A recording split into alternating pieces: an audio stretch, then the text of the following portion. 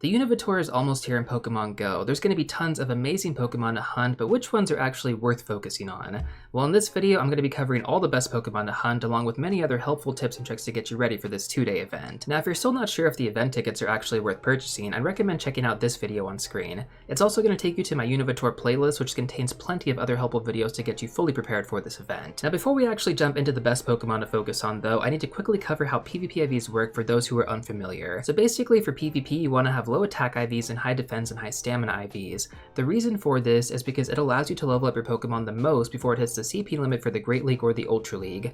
There are going to be some Pokemon here that are going to be exceptions because their max CP doesn't reach that limit, in which case you would just want to have the best IVs possible. In this video, we're going to be mainly focused on the 0-15-15 IV spread to aim for PvP, but if you do want to quickly pull up PvP IVs for Great League or Ultra League, you can also use the search string on screen. Now with that out of the way, let's go over the habitat spawns first and which Pokemon are actually worth focusing on. So let's start off with the Winter Caverns habitat. We only have 3 Pokemon here that are actually worth paying attention to. So first of all, we're going to have Oshawott, which evolves into Samurott, relevant in the Raid/Gym meta as well as in the Open Great League. You do want to have the legacy moveset Hydro Cannon, and although it hasn't been announced yet, I would be surprised if you couldn't evolve your Oshawott into Samurott to get it with this moveset during this event. In the past, Niantic has given us the ability to evolve our Pokemon to get their legacy movesets, although they always announce this last minute. Sometimes they never even announce it and they just kind of let us find out during the event. So we're just gonna have to wait and see what happens, but I'm pretty sure we're gonna be able to do this. Now following that, we're going to have Roggenrola, which evolves into Gigalith. This is going to be a good option to use as a budget rock type attacker. You do want to have the legacy moveset Meteor Beam, which again, if we can evolve to get it during this event, perfect.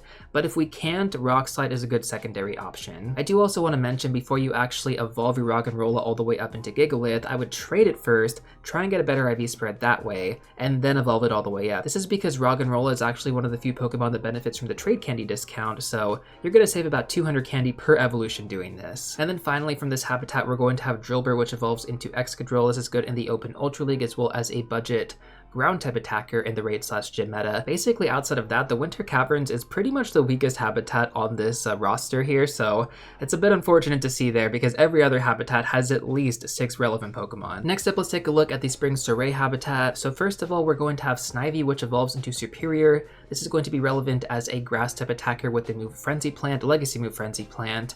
And you could also use it in the Open Great League and the Open Ultra League. It is currently ranked within the top 100 right now in the Open Great League format, so definitely a great Pokemon worth building for PvP. Following that, we're going to have Audino, which is going to award you 2100 Stardust per catch, arguably one of the best Pokemon to catch during this event. It is also going to benefit from a future Mega Evolution, so try and get a really good IV spread if you can, because it's going to pay off in the future. Following that, we're going to have Timber, which evolves into Conkeldurr. This is going to be a great Pokemon to use as a budget fighting type attacker. It also benefits from that trade candy discount I talked about earlier with Roggenrola, so again, you can save 200 candy per evolution if you decide to trade it first, and then hopefully you get a good IV spread that way. Next up, we're going to have Sewaddle, which evolves into Leavanny, relevant in the Open Great League with the legacy moveset Shadow Claw. Once again, this should be available during this event when you evolve it. And then we're going to have Cottonee, which evolves into Whimsicott, relevant in the Open Great League. Following that, we're going to have Foongus, which is going to award you boosted Stardust, specifically 500 Stardust per catch. So not as much as Audino, but definitely make sure to be catching these during this event. And then finally, we're going to have Ferroseed, which evolves into Ferrothorn, relevant in the Open Great League and the Open Ultra League metas. Following that, we're going to have the Summer Vacation habitat. The first Pokemon featured is going to be Tepig, which evolves into Emboar. Now, I wanted to include this Pokemon because it is going to be relevant as a Fire-type attacker, but you're also going to have Darumaka available, which evolves into Darmanitan. This is actually better than Emboar with Blast Burn, and it doesn't require any legacy movesets, so especially if they don't give us the ability to get those legacy moves when we evolve these Pokemon during this event, Darmanitan, I mean, even if it did have the Blast Burn moveset, Darmanitan is going to be the best Fire-type attacker to build for your budget-type raid teams. If you just focus on evolving multiple high-level Darmanitan, you should be able to build out a strong temporary Fire-type raid team. Next up, we're going to have Trubbish, which is going to award boosted Stardust, 750 per catch on this one, so definitely a good Pokemon to pay attention to. Always make sure that you're catching that one in addition to Foongus as well as Audino. We're going to have Emolga, which is going to be relevant in the Open Great League, currently in the top 100 right now. Stunfisk, which is going to be a super good Pokemon to build for the Open Great League right now in the top 20. And then finally, we're going to have Rufflet, which evolves into Braviary, relevant as a budget flying type attacker for the Raid/Gym meta. This Pokemon honestly isn't that common during most events, so definitely try and take advantage of it using the same strategy that I mentioned for Darmanitan. Finally, our last habitat is going to be the Autumn Masquerade. We're going to have the first Pokemon be Scraggy, which evolves into Scrafty, relevant in the Open Great League and the Open Ultra League. We're going to have Yamask, which evolves into Cofagrigus, relevant in the Open Great League and the Open Ultra League as well. We're going to have both versions of Frillish, which evolve into Jellicent, also relevant in the Open Great League and the Open Ultra League. And then next up, we're going to have Litwick, which evolves into Chandelure, great to use as a budget fire type or as a budget ghost type attacker. Since our Manitan is going to be available during this event, I would just focus on building ghost types through Chandelure rather than fire types. Next up, we're going to have Golett, which evolves into Golurk, relevant in the Open Great League and the Open Ultra League, also in the top 100 for both of those metas. We're going to have Dino, which evolves into Zuelis, relevant in the Open Great League, and then also Dino evolving all the way into its final stage form, Hydreigon. This Pokemon is going to be relevant in the Raid/Gym meta as well as the Open Master League, although you do want to have the legacy moveset Brutal Swing. Very, very important for that Pokemon. And with that being said, that pretty much covers all the Pokemon I think are worth focusing on from the habitat rotations. If you feel like I missed anything, let us know in the comments section down below. Now, for those of you out there who have been watching my videos, hopefully you also removed frustration on some of these Shadow Pokemon variants as well, because if we can actually evolve them to get their legacy movesets during this event, that's going to be massive for the Shadow variants. I mean, otherwise you would have to spend a lot of Elite TMs to use them in PvP or even for the Raid/Gym meta. During this event, I mean, even if they don't have the best IVs, it is definitely worth evolving your Shadow variants to get their legacy movesets. Now, during this event, we're also going to have access to special 2 km, 5 km, and 10 km eggs. In 2 km eggs, we're going to have access to Roggenrola, Timber, Carablast, Shellman, and Larvesta. In 5 km eggs, we're going to have access to Throw, Sog, Heatmore, Durant, and Larvesta once again. And then finally, in 10 km eggs, we're going to have access to the regional Pokemon Maractus, Sigilyph, Bouffalant, and then Larvesta, which isn't a regional, just Larvestas and everything. Now, in terms of the egg hatches, right? I wouldn't really recommend spending too much money on incubators or even just using that many incubators to begin with. I think the best way to really maximize your eggs during this event would be to stack as many 10 km eggs as possible, incubate them all at once, and then drop a star piece right before they hatch to get a ton of Stardust. If you decided to buy the hatch ticket, you're also going to get 2 times hatch Stardust, candy, and experience when you do this, which is honestly awesome. But for all the players out there who don't want to buy the ticket or just decided not to for whatever reason, you're also going to have the 1/2 incubator distance bonus. So what I would do with this bonus specifically is get rid of all of your 2 km and 5 km eggs as you get them. This should be a priority, and then just kind of slowly build up those 10 km eggs for a massive egg hatching spree. That's going to be the best way to really maximize eggs during this event, especially if you are free to play or just don't want to spend that much money. Now, with the habitat spawns and the eggs out of the way, the next thing to focus on is going to be the raid bosses. So we only have a few raid bosses available during this event. Technically, we do have Pokemon available in 1-star raids and 3-star raids. Druddigon is available in 3-star raids, and then the Pikachu with the different costume hats is going to be available in 1-star raids. I don't think these are really worth paying attention to here, so I'm not going to talk about them. But the main big dogs that we really got to look at here are going to be Reshiram, Zekrom, Black Kyurem, and White Kyurem.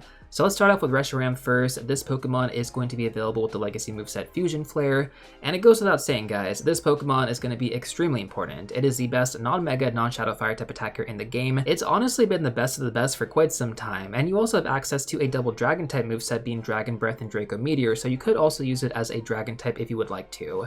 Now, on top of that, it's also ranked at number 16 right now in the Open Master League, so it's a super good Pokemon all around. It's really hard to say this Pokemon is bad for any reason. Zekrom is pretty much in the exact same spot. You're going to have access to the legacy moveset Fusion Bolt. It's currently the best non-shadow electric type attacker in the game.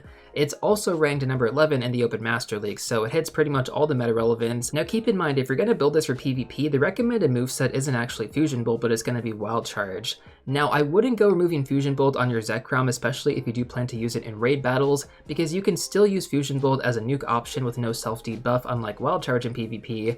It's just more of a different playability style. So just keep that in mind before you actually remove anything, because again, you're going to have to use an Elite TM if you want to get that moveset back. Next up, let's talk about Black Kyurem and White Kyurem. So similar to the Necrozma fusions, you're going to have to collect fusion energy for White Kyurem and Black Kyurem respectively, and these rates might also be different than the in-person Unova Tour events. So I mean, it's really difficult to say right now how generous it's going to be. It could be like anything from 80 to like 120. That's kind of where it was at for the Necrozma raids, so we'll just have to assume it's somewhere along those lines.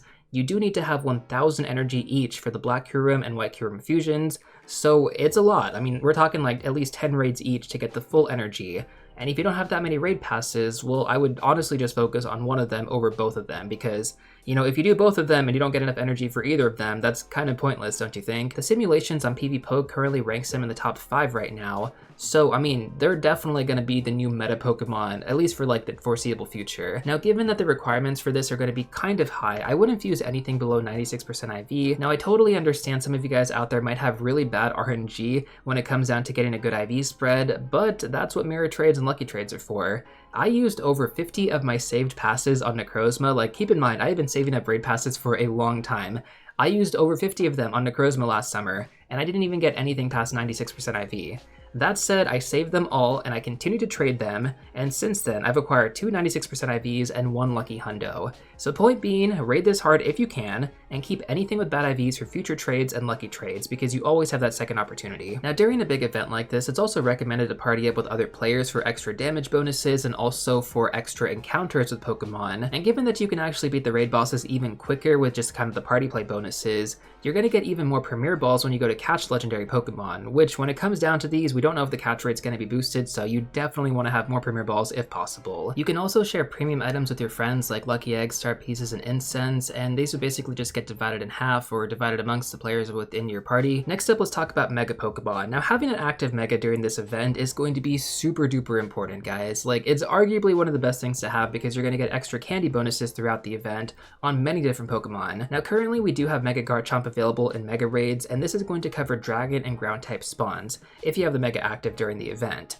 Getting to Mega Level 2 only requires 7 days of Mega Evolution, and at the time of making this video, you still have enough time to actually get it to this point. Now, for the more seasoned players out there, hopefully you have been working on getting your Megas to Mega Level 3. Ideally, the best Mega to actually use during this event that covers the most amount of spawns is going to be Mega Rayquaza. This covers Dragon, Flying, and Psychic type spawns. Now, of course, if you are going to be targeting anything specifically, you may want to alternate Megas between habitats, but for a more generalized hands-off approach, Mega Rayquaza is definitely the move. The last thing I want to go over in this video is going to be storage space and my recommendations for it. Normally on calm days I like to recommend a minimum of 100 open spots, but considering this event is going to be 8 hours long and technically 16 hours if you're going to play both days, that is going to be 13 hours longer than a typical calm day. So I would recommend at minimum, 200 open spots. Now with that being said, if you can go into this event with around 500 plus open spots, you should be in good shape. But if you want to make your life much easier, 1000 plus open spots would be ideal.